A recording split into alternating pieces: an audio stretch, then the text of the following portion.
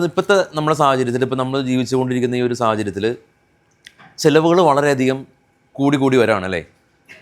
നമ്മളത് മെഷർ ചെയ്യാനായിട്ട് ഒരു കാര്യം പറയാറുണ്ടല്ലോ, എന്താണ്, ഇന്ന് നമ്മളെ കയ്യിലൊരു 5 ലക്ഷം രൂപ ഉണ്ടെങ്കിൽ, അതെ, ഇന്ന് ഇൻഫ്ലേഷൻ, ഇന്ന് നമ്മളെ കയ്യിൽ ഒരു 5 ലക്ഷം രൂപ ഉണ്ടെങ്കിൽ ഒരു 10 വർഷത്തിന് ശേഷം ഈ 5 ലക്ഷം രൂപയ്ക്ക് ഇതേ വാല്യൂ ആയിരിക്കും ഉണ്ടാവുക. അതെ, പർച്ചേസിംഗ് പവർ കുറയും അല്ലേ. അപ്പോൾ നമ്മളത് പൊതുവേ മെഷർ ചെയ്യുന്നത് ഇൻഫ്ലേഷൻ, WP ഇൻഫ്ലേഷൻ മാത്രമാണ് നമ്മൾ കൺസേൺ ചെയ്യുന്നത്. അത് ഭക്ഷ്യവില അല്ലേ. ഈ ഭക്ഷ്യവില മാറ്റി നിർത്തി കഴിഞ്ഞാൽ കൂടിയും ഇൻഫ്ലേഷൻ ഉണ്ട് നമ്മുടെ നാട്ടിൽ. ഇപ്പോൾ ഞാനിപ്പോൾ കൊച്ചിയിൽ തന്നെയാണ് എൻ്റെ വീട്. ഒരു 10 വർഷം മുമ്പ് ഇവിടുത്തെ ഏറ്റവും ലക്ഷറി ആയിട്ട് നമ്മൾ ട്രീറ്റ് ചെയ്യുന്ന ഒരു ഹോസ്പിറ്റലിൽ ഒരു സ്പെഷ്യൽ ഡോക്ടറിൻ്റെ ഫീസ് എന്ന് പറയുന്നത് ഒരു 250 രൂപ ഉണ്ടായിരുന്നുള്ളൂ. അന്നൊരു 10 വർഷം മുമ്പ് 250 രൂപ ഫീസ് വന്ന സമയത്ത് ആളുകൾക്ക് വളരെയധികം പുതിയൊരു കാഴ്ചയായിരുന്നു. കാരണം നമ്മുടെ സാധാരണ ഹോസ്പിറ്റലിലൊക്കെ ആ സമയത്ത് ഒരു 100 രൂപ 150 രൂപയായിരുന്നു. വലിയ പ്രീമിയം ഫെസിലിറ്റി. ഒരു 250 രൂപയായിരുന്നു നമ്മുടെ ഡോക്ടറുടെ ഫീസ് ഉണ്ടായിരുന്നത്. ഇന്ന് ആ ഫീസ് എത്തിയിരിക്കുന്നത് 500 രൂപ 750 രൂപയാണ്. അതായത് നമുക്ക് ഒരു മെഡിക്കൽ ഇൻഫ്ലേഷൻ ഉണ്ട്. ഇപ്പോൾ ഇദ്ദേഹം പറഞ്ഞ ഇൻഫ്ലേഷൻ എന്ന് പറയുന്നത് ഭക്ഷ്യ ഇൻഫ്ലേഷനാണ്. സാധനങ്ങളുടെ നമ്മളുടെ ഗ്രോസറി ഇൻഫ്ലേഷനാണ് നമ്മൾ WP ഇൻഫ്ലേഷൻ എന്ന് പറയുന്നത്. പക്ഷേ നമ്മുടെ മെഡിക്കൽ ഇൻഫ്ലേഷൻ എത്രയാണ്? ഇദ്ദേഹം പറഞ്ഞ ഇൻഫ്ലേഷൻ 7% ആണെങ്കിൽ നമ്മുടെ മെഡിക്കൽ ഇൻഫ്ലേഷൻ 17%. എത്രയാണ്? 17%. ഇപ്പോൾ ഇതിനെ നമുക്ക് പ്രതിരോധിക്കാനായിട്ട് ഇപ്പോൾ ഗവൺമെൻറ് ഹോസ്പിറ്റലുണ്ട്, അവിടെ ഫീസ് കുറവാണ് എന്ന് നമുക്കൊരു വാദപ്രതിവാദത്തിന് വേണ്ടിയിട്ട് നമുക്ക് വേണമെങ്കിൽ പറയാം. എങ്കിൽ കൂടി നമ്മൾ പൊതുവേ ആഗ്രഹിക്കുന്നത്, നമ്മളൊരു അസുഖം വന്നു കഴിഞ്ഞാൽ നമ്മൾ ക്യാഷ് കൺസിഡർ ചെയ്യുമോ? ഇന്നത്തെ കാലത്ത് നമ്മൾ ഏറ്റവും നല്ല ചികിത്സ കിട്ടാനായിട്ടാണ് ശ്രമിക്കാറ്. അപ്പോൾ അങ്ങനെ ചികിത്സ കിട്ടാനായിട്ട് നമ്മൾ ശ്രമിക്കുമ്പോൾ അതിൻ്റെ എക്സ്പെൻസാണ് ഞാൻ പറഞ്ഞിട്ടുള്ളത്. 17% ഇപ്പോഴത്തെ നമ്മുടെ മെഡിക്കൽ എക്സ്പെൻസ്. ഇനി അത് മാറ്റി നിർത്തിയാൽ നമ്മുടെ എഡ്യൂക്കേഷണൽ എക്സ്പെൻസിൻ്റെ ഒരു ഇൻഫ്ലേഷൻ എന്ന് പറയുന്നത് സിമിലറാണ്. അതായത് ഒരു 10 വർഷം മുമ്പ് ഒരു എഞ്ചിനീയറിംഗ് കോളേജിലോ അല്ലെങ്കിൽ ഒരു ആർട്സ് കോളേജിലോ അല്ലെങ്കിൽ ഒരു പ്രൊഫഷണൽ കോഴ്സിൻ്റെ ഫീസല്ല ഇന്നുള്ളത്. അപ്പോൾ നമ്മൾ ജീവിക്കുന്ന ഈ ഒരു കാലഘട്ടത്തിൽ നമ്മൾ ചർച്ച ചെയ്യുന്നത് ആകെ ഈ ഫുഡ് ഇൻഫ്ലേഷൻ ആണെങ്കിൽ അത് മാറ്റി നിർത്തിയാൽ നമുക്ക് മെഡിക്കൽ ഇൻഫ്ലേഷനും ഉണ്ട്. കൂടാതെ വേറെ ഇൻഫ്ലേഷൻ ഏതാ ഉള്ളത്? എഡ്യൂക്കേഷൻ അല്ലേ. എഡ്യൂക്കേഷൻ ഇൻഫ്ലേഷനും ഉണ്ട്. അപ്പോൾ ഈ രണ്ട് കാര്യങ്ങൾ നമ്മൾ ബീറ്റ് ചെയ്ത് വേണം നമുക്ക് മുന്നോട്ട് പോകാൻ. അപ്പോൾ അങ്ങനെ മുന്നോട്ട് പോകുന്ന സമയത്ത് നമുക്ക് ഒരു സിംഗിൾ സോഴ്സ് ഓഫ് ഇൻകം ഉണ്ടാകുക എന്ന് പറയുന്നത് വളരെ ഡേഞ്ചർ ആയിട്ടുള്ളൊരു അവസ്ഥയാണ്. സിംഗിൾ സോഴ്സ് ഓഫ് ഇൻകം എന്ന് പറഞ്ഞാൽ എന്താ? ഒരു ജോബിൽ നിന്ന് മാത്രം ഒരു ഇൻകം ഏൺ ചെയ്യുന്ന ഒരു സിനാരിയാണ് നമുക്ക് നിലവിലുള്ളതെങ്കിൽ നമ്മൾ വളരെ ഡേഞ്ചർ ആയിട്ടുള്ളൊരു അവസ്ഥയിലാണ്. കാരണം നിലവിലുള്ള ജോബിന് എപ്പോൾ വേണമെങ്കിലും എന്തും സംഭവിക്കാം. പോലെയുള്ള പുതിയ സാങ്കേതിക ഇതിൻ്റെ കടന്നുവരവ് നമ്മൾ കണ്ടിട്ടുണ്ടല്ലോ. ഇപ്പോൾ പല മേഖലയിലും ആളുകളുടെ ജോലി നഷ്ടപ്പെട്ടുകൊണ്ടിരിക്കുക. നമുക്കൊരു വീഡിയോ എഡിറ്റർ അല്ലെങ്കിൽ ഒരു ഫോട്ടോ ഒക്കെ, ഇപ്പം ഒരു സിമ്പിൾ എക്സാമ്പിൾ പറയുകയാണെങ്കിൽ ഒരു 5 വർഷം മുമ്പ് നമ്മളൊരു വീഡിയോയുടെ തമ്പനെയിൽ എടുക്കാനായിട്ട്, വീഡിയോയുടെ തമ്പനെയിൽ ഉണ്ടല്ലോ, യൂട്യൂബിൻ്റെ തമ്പനെയിൽ, അങ്ങനെ യൂട്യൂബിൻ്റെ തമ്പനെയിൽ എടുക്കാനായിട്ട് നമ്മളൊരു സ്റ്റുഡിയോയിൽ പോണ സമയത്ത് നമ്മളൊരു റെഡ് കോട്ട്, ഒരു ബ്ലാക്ക് കോട്ട്, ഒരു ഗ്രീൻ കോട്ട്, അങ്ങനെ പല കോട്ട് ഇട്ടിട്ട് ആണ് നമ്മൾ സ്റ്റുഡിയോയിൽ പോയി ഫോട്ടോ എടുക്കേണ്ടത്. ഇന്ന് ആ ഒരു സിനാരിയോ ഇല്ല. നമ്മളൊരു ഫോട്ടോ കൊടുക്കുന്നു, നമ്മൾ ജെമിനിയുടെ അടുത്തോ ഏതൊരു ആപ്പിൻ്റെ അടുത്തോ പറയുന്നു, കോട്ട് മാത്രമല്ല, എനിക്കിപ്പോൾ ഞാൻ ഇങ്ങനെ ഇരിക്കുന്ന കൈ ഇങ്ങനെ ഉയർത്താനായിട്ടുള്ളൊരു പ്രോംപ്റ്റ് കൊടുക്കുകയാണെങ്കിൽ കൈ ഓട്ടോമാറ്റിക്കലി ഉയരും. അപ്പോൾ അവിടെ ആരുടെ ജോബാണ് റീപ്ലേസ് ആയി പോയത്? ഒരു വീഡിയോ എഡിറ്ററിൻ്റെയോ അല്ലെങ്കിൽ ഒരു ഗ്രാഫിക് ഡിസൈനറിൻ്റെയോ ജോബാണ് റീപ്ലേസ് ആയി പോയത്. റീപ്ലേസ് ആയെന്ന് ഞാൻ പറയുന്നില്ല, കുറഞ്ഞു പോയത്. അതായത് ഒരു 5 വർഷം മുമ്പ് ഒരു 10 പേര് വീഡിയോ എഡിറ്റർ വേണമെങ്കിൽ, ഒരു 10 ഗ്രാഫിക് ഡിസൈനർ വേണമെങ്കിൽ, ഇന്ന് ആ സ്ഥാനത്ത് നല്ലൊരു പെയ്ഡ് ആയിട്ടുള്ള ഒരു AI ചാറ്റും അല്ലെങ്കിൽ ഒരു 2-3 ഏജൻറ്റ്, ഒരു എഡിറ്ററിനെ പൂർണ്ണമായിട്ട് റീപ്ലേസ് ആയിട്ടില്ല, പക്ഷേ നമ്പർ കുറഞ്ഞു അല്ലേ. അപ്പോൾ ഈ ഒരു സാഹചര്യം നമുക്ക് നാളെ നമ്മൾ കരുതും നമ്മളെ ജോബിൽ ഇതൊന്നും ബാധിക്കില്ല എന്നുള്ളത്, പക്ഷെ നമ്മളെ ജോബിലും ബാധിക്കും. ഒരു എക്സാമ്പിൾ പറയുകയാണെങ്കിൽ, ഇപ്പോൾ ഇവിടുത്തെ ഒരു പ്രീമിയം ഈ ടെക്സ്റ്റൈൽ ഷോപ്സ് ഉണ്ടല്ലോ, പ്രീമിയം ടെക്സ്റ്റൈൽ ഷോപ്സ്, ഇപ്പോൾ അല്ലെങ്കിൽ KFC ഒരു ഉദാഹരണം എടുക്കുകയാണെങ്കിൽ, ഇപ്പോൾ ഇൻഫോ പാർക്കിൻ്റെ ഒക്കെ ഭാഗത്തുള്ള KFCയിൽ അവിടെ ബില്ല് പേയ്മെൻറ്റ് ചെയ്യാൻ ആരും ഇല്ല. അവിടെ ഒരു മെഷീൻ വെച്ചേക്കാം. അപ്പം ലുലുലും ഉണ്ടാവുമല്ലോ അല്ലേ.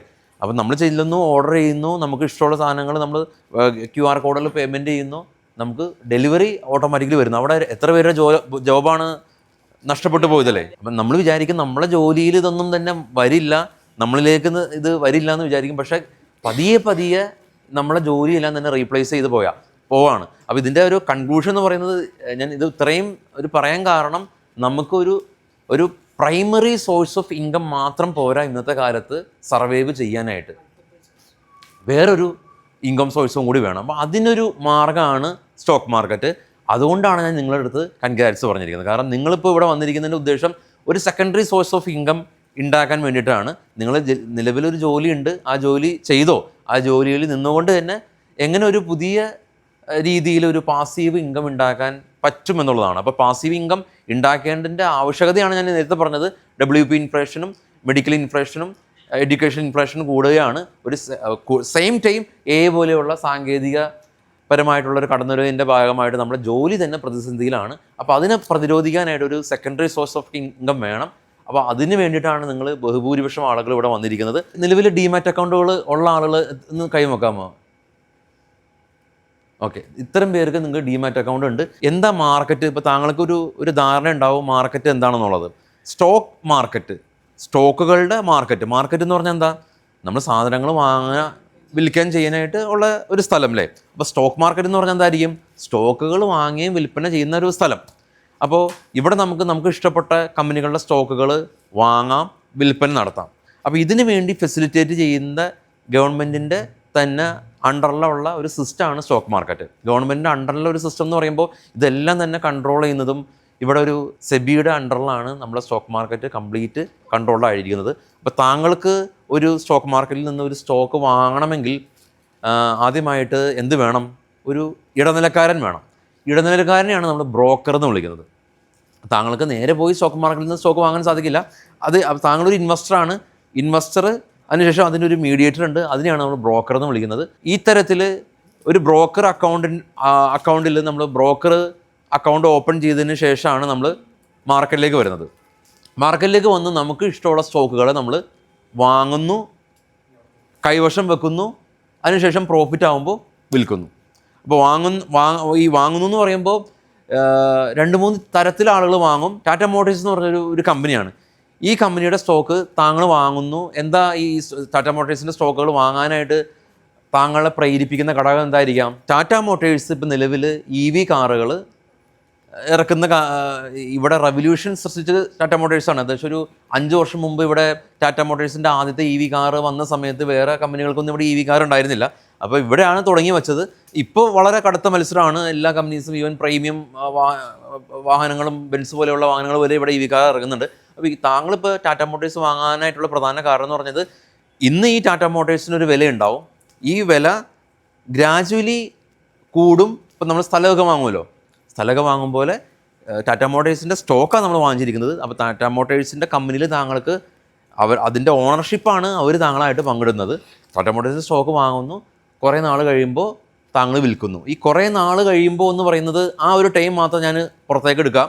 ഈ 2 രീതിയിൽ നമ്മൾ കുറേ നാളെന്ന് എന്നെ വിശേഷിപ്പിക്കും. ഒന്ന്, കുറച്ച് നാളത്തേക്ക്, അതിനെ നമ്മൾ സ്വിംഗ് ട്രേഡ് എന്ന് പറയും, അല്ലെങ്കിൽ ഷോർട്ട് ടൈം ഇൻവെസ്റ്റ്മെൻറ്റ് എന്ന് പറയും, അല്ലെങ്കിൽ ദീർഘനാൾ, അല്ലെങ്കിൽ ലോങ് ടൈം ഇൻവെസ്റ്റ്മെൻറ്റ് എന്ന് പറയും. അത്രേ ഉള്ളൂ. അപ്പോൾ താങ്കൾക്ക് ഇഷ്ടപ്പെട്ട കമ്പനി ആയിട്ടുള്ള ടാറ്റ മോട്ടോഴ്സ് താങ്കൾ വാങ്ങുന്നു, അത് കൈവശം വെക്കുന്നു.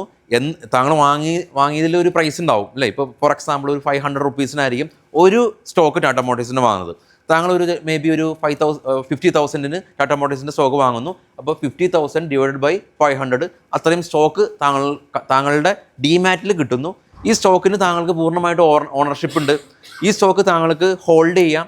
വേണമെങ്കിൽ താങ്കൾക്ക് അടുത്ത ജനറേഷന് ഗിഫ്റ്റ് ചെയ്യാം, താങ്കളുടെ വൈഫിനോ അല്ലെങ്കിൽ മക്കൾക്കോ ഗിഫ്റ്റ് ചെയ്യാം. അപ്പോൾ അതിനുള്ള ഫെസിലിറ്റി ഉണ്ട്. അപ്പോൾ കാരണം ഇത് റൊക്കം കാശ് കൊടുത്ത് നമ്മൾ വാങ്ങിച്ചിരിക്കുന്നതാണ് ഈ ടാറ്റ മോട്ടോഴ്സിന്. അതിനുശേഷം എപ്പോഴാണ് ഇത് പ്രോഫിറ്റിൽ വരുന്നത്? അപ്പോൾ വിറ്റ് മാറാം. അപ്പോൾ ഇതാണ് ഇതിനു വേണ്ടി ഫെസിലിറ്റേറ്റ് ചെയ്യുന്നതാണ് സ്റ്റോക്ക് മാർക്കറ്റ്. അപ്പോൾ ടാറ്റ മോട്ടോഴ്സ് ഒരു സ്റ്റോക്കാണ്. അത് ഏത് സെഗ്മെൻറ്റിലുള്ള സ്റ്റോക്കാണ്? ഓട്ടോമൊബൈൽ എന്ന് പറയുന്ന ഒരു ഇൻഡസ്ട്രിയിലുള്ള സ്റ്റോക്കാണ്. അതുപോലെ ബാങ്ക് മേഖലയിലുള്ള സ്റ്റോക്കുകളുണ്ട്, IT മേഖലയിലുള്ള സ്റ്റോക്കുകളുണ്ട്, ഇൻഫ്രാസ്ട്രക്ചർ ഉണ്ട്, എനർജി ഉണ്ട്. ഇന്ത്യ എന്ന് പറയുന്ന ഒരു വികസിച്ചുകൊണ്ടിരിക്കുന്ന രാജ്യമാണല്ലോ. അതുപോലെ നമുക്ക് നിത്യജീവിതത്തിൽ ഇങ്ങനെ നോക്കിയാൽ മതി. നമ്മൾ നിത്യജീവിതത്തിൽ ഉപയോഗിക്കുന്ന പ്രൊഡക്റ്റ് ഏതാണ്, ആ പ്രൊഡക്റ്റ് ഇൻവോൾവ് ചെയ്തിട്ടുള്ള കമ്പനി ഏതാണ് എന്ന് നോക്കിയാൽ വളരെ സിമ്പിളായിട്ട് നമുക്ക് സ്റ്റോക്കുകൾ കണ്ടെത്താനായിട്ട് സാധിക്കും. ഓക്കെ, അപ്പോൾ അങ്ങനെയുള്ള സ്റ്റോക്കുകളെ നമ്മൾ വാങ്ങുന്നു, കൈവശം വെക്കുന്ന പ്രോസസ്സാണ് സ്റ്റോക്ക് മാർക്കറ്റ് എന്ന് പറയുന്നത്. ഇനി ഇൻഡെപ്തായിട്ട് ഇതിലേക്ക് പോവുകയാണെങ്കിൽ, ഇപ്പോൾ താങ്കളിപ്പോൾ ഇത്ര നേരം നമ്മൾ സംസാരിച്ചത് താങ്കളുടെ കയ്യിൽ ഒരു 50,000 രൂപ ഉണ്ടായിരുന്നു. 50,000 രൂപക്ക് ലഭ്യമാകുന്ന സ്റ്റോക്കുകളാണ് നമ്മൾ വാങ്ങിച്ചത് അല്ലേ. ഇനി ഇതിൽ വേറൊരു ടൈപ്പ് ഓഫ് ട്രേഡ് ഉണ്ട്. താങ്കളുടെ കയ്യിലൊരു 5,000 രൂപ ഉള്ളൂ എന്ന് കരുതുക. ബ്രോക്കർ ഈ താങ്കളുടെ കയ്യിൽ 5000 രൂപയുണ്ട്, ബ്രോക്കർ താങ്കൾക്ക് വേണ്ടിയിട്ട് പൈസ കടം തരും, ഇൻട്രസ്റ്റ് ഒന്നുമില്ല. ഈ സത്യം പറഞ്ഞാൽ ലോകത്തിൽ വേറെ ഒരു മേഖലയിലും ഇല്ല ഈ ഒരു ഫെസിലിറ്റി. രാവിലെ ബ്രോക്കർ നിങ്ങളുടെ കയ്യിൽ ഒരു 10000 രൂപ ഉണ്ടെങ്കിൽ ബ്രോക്കർ നിങ്ങൾക്ക് 50000 രൂപ തരും. ബ്രോക്കർ ഒന്നും പറയുന്നില്ല, നിങ്ങൾ ട്രേഡ് ചെയ്തോ, പ്രോഫിറ്റ് എടുത്തോ. പ്രോഫിറ്റ് എടുക്കുകയാണെങ്കിൽ ഇതിൻ്റെ വിഹിതം ഞങ്ങൾക്ക് വേണ്ട, വൈകിട്ട് 3:10 നിങ്ങളത് പ്രോഫിറ്റ് ബുക്ക് ചെയ്ത് മാറാൻ മാത്രമാണ് ബ്രോക്കർ പറയുന്നത്. സാധാരണ മാർക്കറ്റുകൾ, മറ്റ് ബിസിനസ് ഇടങ്ങളിൽ ആളുകൾ കാശ് കൊടുക്കും, പക്ഷെ വൈകിട്ട് കാശ് തിരിച്ചു കൊടുക്കുമ്പോൾ ഇൻട്രസ്റ്റ് വേണം അല്ലേ. എന്നാൽ ഈ ഒരു ഈ സ്റ്റോക്ക് മാർക്കറ്റിൽ മാത്രമാണ് ഈ ഒരു ഫെസിലിറ്റി ഉള്ളത്. നിങ്ങൾ കുറച്ച് കാശ് കൊണ്ടുവന്നാൽ മതി, ഞങ്ങൾ നിങ്ങൾക്ക് ഫ്രീ ആയിട്ട് കാശ് തരാം, നിങ്ങൾ ട്രേഡ് ചെയ്തോളൂ, പ്രോഫിറ്റ് എടുത്തോളൂ. അപ്പോൾ ആ ഒരു ട്രേഡിന് വേറൊരു പേരാണ് പറയുന്നത് ഇൻട്രാഡേ ട്രേഡ്, അതല്ലെങ്കിൽ ഡേ ട്രേഡ്. അപ്പോൾ ഇൻട്രാഡേ ട്രേഡ് എന്ന് പറയുന്നത് കുറച്ചും കൂടി ശ്രദ്ധ വേണ്ട ഒരു പ്രോസസ്സാണ്. നേരെ മറിച്ച് ഇവിടെ ഞാൻ ഇദ്ദേഹത്തെ പരിചയപ്പെട്ടു, ഇദ്ദേഹം റിട്ടയേർഡ് ആയ ഒരു റിട്ടയർമെൻറ്റ് ലൈഫിലുള്ള ഒരാളാണ്. അപ്പോൾ റിട്ടയേർഡ് ആയ ആളുകൾക്ക് വേണ്ടിയിട്ട് വേറെ ടൈപ്പ് ഓഫ് ട്രേഡ് ഉണ്ട്. ഫോർ എക്സാമ്പിൾ, നമ്മളൊരു സ്റ്റോക്ക് വാങ്ങുന്നു, ആ സ്റ്റോക്കിന് നമ്മൾ ഹോൾഡ് ചെയ്യുന്ന സമയത്ത് ഇന്ന് ടാറ്റ മോട്ടോഴ്സിൻ്റെ സ്റ്റോക്ക് വാങ്ങി, കുറേ നാൾ കഴിയുമ്പോൾ ഈ ടാറ്റ മോട്ടോഴ്സിൻ്റെ സ്റ്റോക്ക് ഗ്രാജുവലി ഇതിന് ഒരു ഉയർച്ച ഉണ്ടാവുമല്ലോ. അത് മാറ്റി നിർത്തിക്കാൽ കൂടിയും ഈ കമ്പനി ഈ സ്റ്റോക്ക് വാങ്ങിച്ചു എന്നുള്ള കാരണം കൊണ്ട് നമുക്ക് ഈ കമ്പനി ഉണ്ടാക്കുന്ന പ്രോഫിറ്റിൻ്റെ വിഹിതം നമുക്ക് തരും. അപ്പോൾ അതിന് നമ്മൾ ഡിവിഡൻഡ് എന്ന് പറയും, ലാഭവിഹിതം. ഡിവിഡൻ്റെ അർത്ഥം ലിറ്ററലി ലാഭവിഹിതം തന്നെയാണ്. ബോണസ് മാറ്റി നിർത്തിക്കോ, കമ്പനി ഉണ്ടാക്കിയ പ്രോഫിറ്റിൻ്റെ ഒരു വിഹിതം നമുക്ക് തരുന്നതിനാണ് നമ്മൾ ഡിവിഡൻഡ് എന്ന് പറയുന്നത്. അപ്പോൾ ഈ സ്റ്റോക്ക് മാർക്കറ്റിൽ പാർട്ടിസിപ്പേറ്റ് ചെയ്യണം, എന്നാൽ ഇൻട്രാഡേ ചെയ്യാൻ താല്പര്യമില്ല, നല്ല നല്ല സ്റ്റോക്കുകൾ കണ്ടെത്തി ചെയ്യാനുള്ള സമയവും ഇല്ല, ഇപ്പോൾ ജോലി ചെയ്യുന്ന ആളുകളുണ്ടാവുമല്ലോ. അപ്പോൾ അങ്ങനെയുള്ള ആളുകൾക്ക് വേണമെങ്കിൽ ഡിവിഡൻഡ്, ഇന്ത്യൻ മാർക്കറ്റിൽ ഏറ്റവും കൂടുതൽ ഡിവിഡൻഡ് കൊടുക്കുന്ന സ്റ്റോക്കുകൾ ഏതാണ് എന്ന് കണ്ടെത്തി ആ സ്റ്റോക്കുകളിൽ മാത്രം ഇൻവെസ്റ്റ്മെൻറ്റ് ചെയ്യാം. അപ്പോൾ എന്ത് സംഭവിക്കുന്നത്, നമുക്ക് ഡിവിഡൻഡ് വരുന്നത് നമ്മുടെ ബാങ്ക് അക്കൗണ്ടിലാണ്. അതൊരു പാസീവ് ഇൻകമായിട്ട് നമുക്കിതിനെ ട്രീറ്റ് ചെയ്യാൻ സാധിക്കും. അപ്പോൾ മാർക്കറ്റ് എന്ന് പറയുന്നത് ഒരു വലിയൊരു മേഖലയാണ്. ഇവിടെ ഇദ്ദേഹത്തെ പോലെയുള്ള ആളുകൾ, വളരെ യങ്ങായിട്ടുള്ള ആളാണ് ഇദ്ദേഹം, ഇതിൽ ഫുൾ ടൈം ട്രേഡറാണ്. അതായത് അദ്ദേഹം വേറൊരു ജോബ് ചെയ്യുന്നില്ല. അദ്ദേഹം ചെയ്യുന്നത് എന്താണ്, മാർക്കറ്റിൽ വരുന്നു, ട്രേഡ് ചെയ്യുന്നു. നേരത്തെ സൂചിപ്പിച്ച ഡേ ട്രേഡാണ് കേട്ടോ, ഡേ ട്രേഡ് പോലെയുള്ള ട്രേഡുകൾ ചെയ്യുന്നു, ഇൻട്രാഡേ ട്രേഡ് അല്ലേ, ഇൻട്രാഡേ ട്രേഡ് പോലെയുള്ള ട്രേഡുകൾ ചെയ്യുന്നു. അപ്പോൾ ആ ട്രേഡിൽ നിന്നുള്ള പ്രോഫിറ്റ് അദ്ദേഹം എടുക്കാൻ ശ്രമിക്കുന്നു. അപ്പോൾ അദ്ദേഹം ഫുൾ ടൈം ഈ സ്റ്റോക്ക് മാർക്കറ്റിലാണ് വർക്ക് ചെയ്യുന്നത്. അപ്പോൾ അങ്ങനെയുള്ള ആളുകളെ നമ്മൾ എന്ത് പറയുന്നു, ഫുൾ ടൈം ട്രേഡർ എന്ന് പറയുന്നു.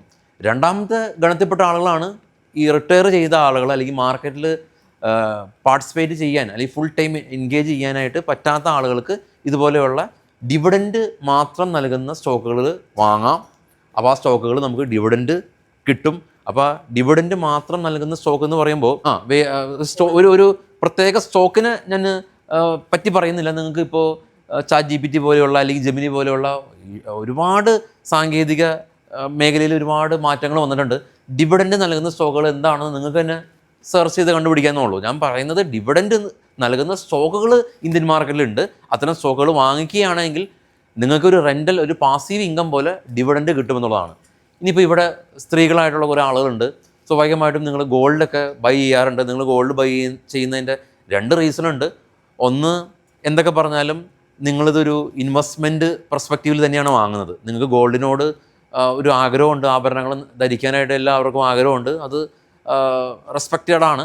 പക്ഷേ സെയിം ടൈം നിങ്ങളുടെ മനസ്സിലൊരു ചിന്തയുണ്ട്, ഞാൻ ഈ ഗോൾഡ് വാങ്ങുന്നതിന് പുറകിൽ എനിക്ക് നാളെ ഈ ഒരു ഗോൾഡ് എനിക്ക് എന്തെങ്കിലും ഒരു പ്രശ്നം വരുമ്പോൾ എനിക്ക് ഒരു ഹെൽപ്ഫുള്ളായിട്ട് ആക്ട് ചെയ്യണം എന്നുള്ളൊരു ഉദ്ദേശം കൂടി നിങ്ങൾക്ക് ഉണ്ടല്ലേ. അപ്പോൾ ആ ഒരു ഉദ്ദേശം കൊണ്ടാണ് സ്ത്രീകൾ ഗോൾഡ് വാങ്ങുന്നത്. അപ്പോൾ ആ ഉദ്ദേശം മീറ്റ് ചെയ്യുന്ന പ്രൊഡക്റ്റ് നമ്മുടെ മാർക്കറ്റിലുണ്ട്. അതായത് നമ്മുടെ മാർക്കറ്റിലൂടെ ഗോൾഡ് നിങ്ങൾ പുറമേ നിന്നൊരു ജ്വല്ലറിയിൽ നിന്ന് വാങ്ങുന്ന സമയത്ത് നിങ്ങൾ നിങ്ങൾക്ക് അറിയാമെങ്കിൽ കൂടി നമ്മൾ ഇഗ്നോർ ചെയ്യുന്ന ഒരു കാര്യം എന്ന് പറയുന്ന ഒരു കാര്യം, ഈ ഗോൾഡിന് നമുക്കൊരു മേക്കിംഗ് ചാർജ് കൊടുക്കുന്നുണ്ട് അല്ലേ. ഇപ്പോൾ ഒരു മാല വാങ്ങുമ്പോൾ എനിക്ക് തോന്നുന്നൊരു 12% വരെയാണ് മേക്കിംഗ് ചാർജ് ഉള്ളത്, 12% വരെ. ഇനിയിപ്പോൾ ഈ ഗോൾഡ്, ഇപ്പോൾ ഈ 12% മേക്കിംഗ് ചാർജ് കൊടുത്ത് നിങ്ങൾ വാങ്ങിച്ചു എന്ന് തന്നെ കരുതുക.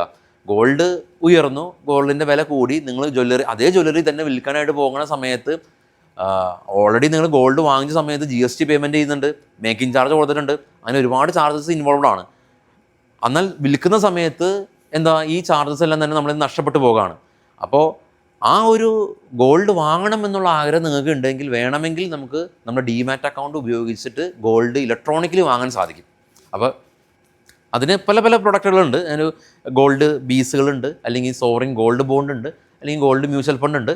ഞാൻ പ്രൊഡക്റ്റുകളെ പരിചയപ്പെടുന്നില്ല, ഞാൻ പറയുന്നത് ഇങ്ങനെയുള്ളൊരു മേഖല മാർക്കറ്റിലുണ്ട്. ഗോൾഡ് ഇതുപോലെ ഇലക്ട്രോണിക്കലി നിങ്ങൾക്ക് നിങ്ങളുടെ ഡിമാറ്റിൽ നിന്ന് അക്യൂർ ചെയ്യാൻ സാധിക്കും. അപ്പോൾ ഗോൾഡിനുണ്ടാവുന്ന അപ്രീസിയേഷൻ നിങ്ങൾക്ക് ഗെയിൻ ചെയ്യാൻ പറ്റും. അപ്പോൾ ആഭരണങ്ങൾ വാങ്ങിച്ചോ അതിൻ്റെ കൂടുതൽ തന്നെ ഇതുപോലെ ഗോൾഡ് വാങ്ങിക്കുകയാണെങ്കിൽ നിങ്ങൾക്ക് അതൊരു കരുതൽ ധനം എന്നുള്ള രീതിയിൽ നിങ്ങൾക്ക് ആവശ്യമുള്ള സമയത്തും കിട്ടും. ഇതിപ്പോൾ സ്ത്രീകളുടെ അടുത്ത് മാത്രമല്ല പറയുന്നത്, പുരുഷന്മാർക്കും കൂടിയും ബാധകമായിട്ടുള്ള കാര്യമാണ്. ഗോൾഡും നമുക്ക് എങ്ങനെ വാങ്ങാൻ സാധിക്കും? ഡിമാറ്റ് അക്കൗണ്ടിലൂടെ വാങ്ങാൻ സാധിക്കും. അപ്പോൾ ഡിമാറ്റ് അക്കൗണ്ട് എന്ന് പറയുമ്പോൾ നമ്മൾ എന്തൊക്കെ ഉപയോഗം മനസ്സിലാക്കി? നല്ല നല്ല സ്റ്റോക്കുകൾ ബൈ ചെയ്യാമെന്ന് മനസ്സിലാക്കി. കൂടാതെ തന്നെ ഇതിൽ ആക്റ്റീവായിട്ട് പാർട്ടിസിപ്പേറ്റ് ചെയ്യാത്ത ആളുകൾക്ക് വേണമെങ്കിൽ ഡിവിഡൻഡ് മാത്രം നൽകുന്ന സ്റ്റോക്കുകൾ വാങ്ങാമെന്ന് മനസ്സിലാക്കി. പിന്നെ ഗോൾഡ് വാങ്ങാമെന്ന് മനസ്സിലാക്കി. പിന്നെ വേറൊരു ഇൻവെസ്റ്റ്മെൻറ്റ്, ഇപ്പം നമ്മൾ കേരളത്തിൽ ജീവിക്കുന്ന ആളുകളാണ്. നമ്മളുടെ ട്രഡീഷണൽ ഇൻവെസ്റ്റ്മെൻറ്റ് എന്ന് പറയുന്നത് എന്താ? സ്ഥലങ്ങൾ വാങ്ങുക എന്നുള്ളതാണല്ലോ അല്ലേ? സ്ഥലങ്ങൾ വാങ്ങിച്ചിടുക. കാരണം നമുക്ക് ഫിസിക്കലി ഗോൾഡ് ഈ സ്ഥലമൊക്കെ വാങ്ങുന്നതിൻ്റെ പ്രധാന കാരണം എന്താ? നമ്മൾ ഫിസിക്കലി നോക്കുമ്പോൾ സ്ഥലം അവിടെ ഉണ്ട്, നമുക്കതൊരു എന്താ പറയുക, ഒരു ധൈര്യം തരുന്നുണ്ടല്ലേ. അപ്പോൾ ഈ സ്ഥലവും നമുക്ക് നമ്മുടെ ഡിമാറ്റ് അക്കൗണ്ടിൽ നിന്ന് വാങ്ങാം. സ്ഥലം എന്ന് പറയുമ്പോൾ എന്താ? റിയൽ എസ്റ്റേറ്റിൽ ഇൻവെസ്റ്റ് ചെയ്യുക. റിയൽ എസ്റ്റേറ്റ് കമ്പനിയല്ല പറഞ്ഞത്, REIT എന്ന് പറയുന്ന ഒരു real estate investment trust companies ഉണ്ട്. ഇന്ത്യയിൽ തന്നെയുള്ള പൂനെ, ബോംബെ, ബാംഗ്ലൂർ അല്ലെങ്കിൽ കൊച്ചി ഇൻഫോ പാർക്ക് ഏരിയ, ഇങ്ങനെയുള്ള വളരെ എക്സ്പെൻസീവായ സ്ഥലങ്ങളിൽ ഈ പറയുന്ന REIT കമ്പനീസ് സ്ഥലങ്ങൾ വാങ്ങുന്നു. അവരവിടെ ബിൽഡിങ് കൺസ്ട്രക്ട് ചെയ്യുന്നു. അതിനുശേഷം മറ്റുള്ള കമ്പനീസിന് ഇത് റെൻ്റ് ഔട്ട് ചെയ്യുന്നു. റെൻ്റ് ഔട്ട് ചെയ്തതിനു ശേഷം അവർ ഇൻകം എടുക്കുന്നു. അപ്പോൾ ഈ REIT കമ്പനീസ് ചെയ്യുന്ന പ്രോസസ്സ് മനസ്സിലായല്ലോ അല്ലേ? അവർ ചെയ്യുന്നത് ഇതിലുള്ള ഇന്ത്യയിലുള്ള വളരെ എക്സ്പെൻസീവ് ആയിട്ടുള്ള സ്ഥലങ്ങൾ വാങ്ങിച്ച് ബിൽഡിങ് പണിത്, ഇപ്പോൾ സെബി പറഞ്ഞിരിക്കുന്നത്, ഗവൺമെൻറ് പറഞ്ഞിരിക്കുന്നത്, ഇത്തരം കമ്പനീസ് ജനറേറ്റ് ചെയ്യുന്ന ഇൻകത്തിൻ്റെ 90% ഇതേ റെൻ്റൽ ഇൻകം ആയിട്ട് തന്നെ എടുക്കണം എന്നുള്ളതാണ്. അപ്പോൾ നമുക്ക് സേഫാണ്. അപ്പോൾ ഇതേ ഡിമാറ്റ് അക്കൗണ്ട് ഉപയോഗിച്ചിട്ട് നമുക്ക് ഇതുപോലുള്ള REIT കമ്പനീസിൽ ഇൻവെസ്റ്റ്മെൻറ്റ് ചെയ്യാൻ സാധിക്കും. അപ്പോൾ നിങ്ങൾ ചോദിച്ചേക്കാം ഏതൊക്കെയാണ് REIT കമ്പനീസ് എന്നുള്ളത്. നിങ്ങൾക്ക് സെർച്ച് ചെയ്യാം. ഇന്ത്യയിൽ ഏകദേശം ഒരു 4ഓളം പ്രോംപ്റ്റ് വളരെയധികം എന്താ പറയുക റെലവൻ്റ് ആയിട്ടുള്ള REIT കമ്പനീസ് ഉണ്ട്. അപ്പോൾ REIT കമ്പനീസിൽ നമ്മൾ ഇൻവെസ്റ്റ്മെൻറ്റ് നടത്തുമ്പോൾ എന്താ സംഭവിക്കുന്നത്? നമ്മൾ പൂനെയിലോ നമ്മൾ ബോംബെയിലോ അല്ലെങ്കിൽ നമ്മൾ കൊൽക്കട്ടയിലോ അല്ലെങ്കിൽ നമ്മൾ ഇൻഫോ പാർക്കിലോ ഒരു സ്ഥലം വാങ്ങിച്ചതിന് തുല്യമാണ്. അപ്പോൾ നമ്മൾ ഡിമാറ്റിലൂടെ നമ്മൾ എന്ത് ചെയ്തു? റിയൽ എസ്റ്റേറ്റിലും ഇൻവെസ്റ്റ്മെൻറ്റ് നടത്തി. ഇതാണ് ഇതിൻ്റെ ഒരു പുതിയതായിട്ട് മാർക്കറ്റിലുള്ള വന്ന ആളുകൾക്ക് ഉള്ള ഒരു ഇൻട്രൊഡക്ഷൻ. അതായത് നമുക്ക് നമ്മുടെ ഡിമാറ്റ് അക്കൗണ്ട് ഉപയോഗിച്ചിട്ട് വൈഡ് റേഞ്ച് ഓഫ് ഇൻവെസ്റ്റ്മെൻറ്റ് ചെയ്യാൻ സാധിക്കും. Gold, real estate, dividend. ഇനിയിപ്പോൾ ഇതൊന്നും പറ്റാത്ത ആളുകൾക്ക് വേറൊരു കാര്യം ചെയ്യാൻ സാധിക്കും. Mutual fund. ഇതൊന്നും പറ്റാത്ത ആളുകൾക്കെന്ന് പറയുമ്പോൾ ഇതിൽ ആക്റ്റീവായിട്ട് ട്രേഡ് ചെയ്യുന്ന ആളുകളും ചെയ്യുന്ന ഒരു പ്രോസസ്സാണ് എന്ത്? Mutual fund. Mutual fund companies ചെയ്യുന്നത്, നമ്മൾ മ്യൂച്വൽ ഫണ്ട് കമ്പനീസിലേക്ക് ഇൻവെസ്റ്റ് ചെയ്യുക ചെയ്യുന്നത്. അവിടെ ഒരു ഫണ്ട് മാനേജർ ഉണ്ടാവും. ആ ഫണ്ട് മാനേജർ അവർ പഠനം നടത്തി അതിന് ശേഷം അവർ നല്ല നല്ല കമ്പനീസിൽ ഇൻവെസ്റ്റ് ചെയ്യും. നമുക്ക് റിസ്ക് എലമെൻറ്റ് വളരെ കുറവായിരിക്കും. കാരണം അവിടെ നമുക്ക് വേണ്ടി ജോലി ചെയ്യാൻ ആരുണ്ട്? ഒരു ഫണ്ട് മാനേജർ ഉണ്ട്. അതിനുവേണ്ടി നമ്മൾ അവർക്കൊരു ക്യാഷും കൊടുക്കുന്നുണ്ട്. അതിന് നമ്മൾ എക്സ്പെൻസ് റേഷ്യോ എന്ന് പറയും. അപ്പോൾ വേണമെങ്കിൽ ഒരു മ്യൂച്വൽ ഫണ്ട് കമ്പനീസിലും ഇൻവെസ്റ്റ് ചെയ്താലും മതി. കാരണം ഒരു മ്യൂച്വൽ ഫണ്ട് കമ്പനീസിൽ നമ്മൾ ഇൻവെസ്റ്റ് ചെയ്യുമ്പോൾ നമ്മൾ ഒരു കമ്പനിയിലല്ല ഇൻവെസ്റ്റ് ചെയ്യുന്നത്, മിനിമം 40ഓളം കമ്പനീസിലാണ് ഇൻവെസ്റ്റ്മെൻറ്റ് നടത്തുന്നത്. നമ്മൾ ഇൻവെസ്റ്റ്മെൻറ്റ് ഡൈവേഴ്സിഫൈ ആയിട്ടുണ്ട്. ഓക്കെ, അപ്പോൾ അതാണ് ആ ഒരു പ്രോസസ്സ് നമുക്ക് നമ്മുടെ ഡിമാറ്റ് അക്കൗണ്ടിലൂടെ ചെയ്യാൻ സാധിക്കും. അപ്പോൾ ഇത്ര വൈവിധ്യമാർന്ന സ്കോപ്പുള്ളൊരു മേഖലയാണ് സ്റ്റോക്ക് മാർക്കറ്റ്.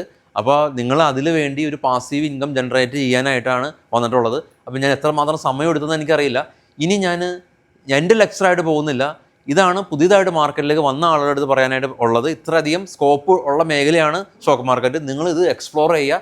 നിങ്ങൾക്ക് ഏതാണോ നിങ്ങൾക്ക് സ്റ്റിക്ക് ഓൺ ചെയ്യാൻ സാധിക്കുന്ന ഏരിയ അതിൽ സ്റ്റിക്ക് ഓൺ ചെയ്യാം. ഇനി നിങ്ങൾക്ക് എന്തെങ്കിലും ജനറൽ ഡൗട്ടുകൾ ഉണ്ടെങ്കിൽ, ഡൗട്ടുകൾക്ക് ക്വാളിറ്റി ഒന്നും നോക്കേണ്ട കാര്യമില്ല. നിങ്ങളുടെ ഡൗട്ടാണ്. നമ്മൾ വളരെ കുറച്ച് പേര് മാത്രമാണ് ഇവിടെ ഉള്ളത്. നിങ്ങൾക്ക് എന്ത് ഡൗട്ടുകളും നിങ്ങളുടെ മനസ്സിലുണ്ടെങ്കിൽ ചോദിക്കാം. എനിക്ക് അറിയാവുന്നതാണെങ്കിൽ ഞങ്ങൾക്ക് പറയാം.